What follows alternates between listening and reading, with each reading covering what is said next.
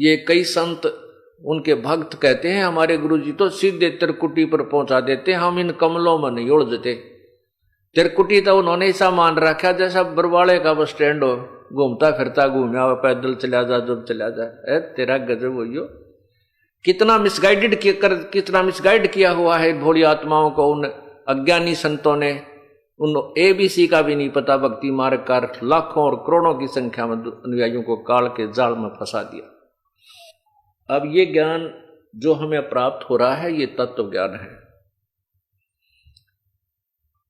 इस तत्व ज्ञान के बिना ये जीव ज्ञान नेत्रहीन है, और जो गुरुदेव मिले थे वो भी ज्ञान नेत्रहीन थे, जो परमात्मा को निराकार बताते रहे। परमात्मा साकार है, निराकार नहीं है। वो कैसा है? वो मनुष्य सदृश है, लेकिन उसके शरीर का तेज बहुत ज्यादा है।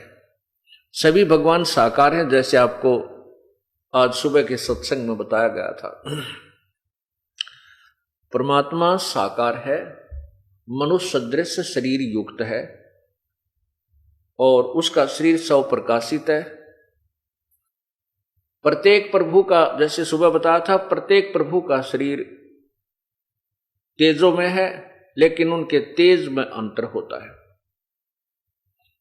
अब ये तत्व ज्ञान जब प्राप्त हो जाएगा तो हम परमात्मा की तरफ खींचे चले जाएंगे,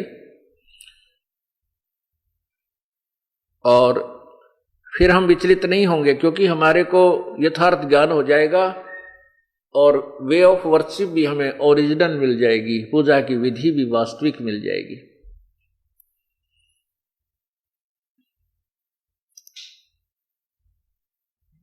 अब ये सत्संग 5 दिन का चल रहा है। परमात्मा की कृपा होती है, वही पुण्यात्मा सत्संग के अंदर आता है। प्रत्येक सत्संग में श्रोता कुछ एक बदल जाते हैं, कुछ एक वही रहते हैं। इसलिए उस तत्व ज्ञान को समझाने के लिए आपको बार बार रिपीट करूंगा। आपके हृदय में इस तत्व ज्ञान को ऐसा जमा दूंगा कि आप कई पीढ़ियों तक समझाओगे। रिश्तेदार और मित्रों को भी बैठा कर समझाओगे, वो आपके मुंह की तरफ देखता रहेगा कि ये अनपढ़ सा आदमी बोल कहां से रहा इतने संस्कृत के श्लोकों को, इसने कैसे याद किए। याद कर लेना कोई बड़ी बात नहीं, लेकिन तत्व ज्ञान उनका यथार्थ अनुवाद करना ये बहुत बड़ा प्रश्न है।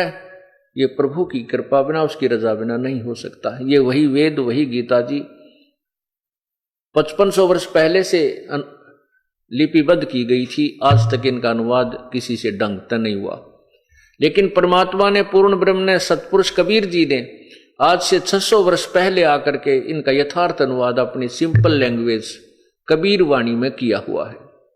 उस कबीर वाणी को इन संस्कृत के ज्ञाताओं ने रिजेक्ट कर दी कि वो तो अनपढ़ था, ऊट पटांग गाता था, वो क्या जाने भगवान के बारे में।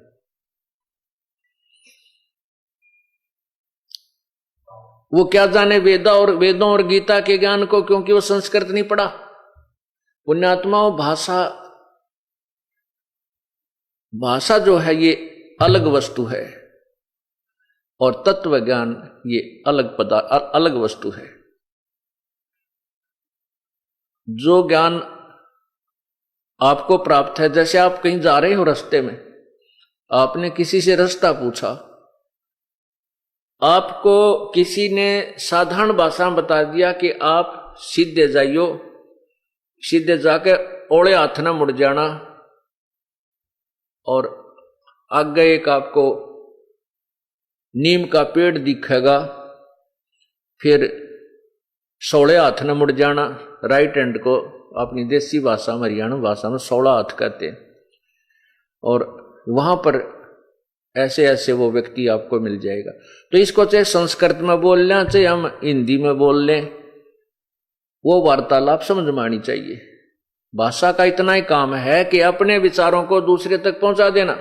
परमात्मा ने वही तत्व ज्ञान सिंपल लैंग्वेज, साधारण भाषा के अंदर, और जिसको संत भाषा कहते हैं, काव्यों के माध्यम से, लोकोक्तियों के माध्यम से, शब्दावलियों के माध्यम से हमारे को प्रदान किया था।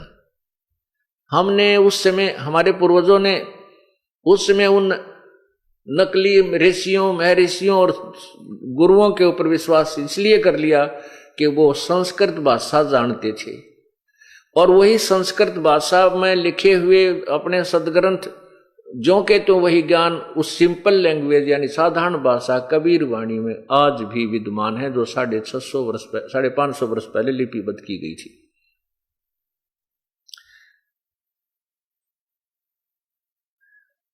इस कारण से ये तत्व ज्ञान उलझा रहा।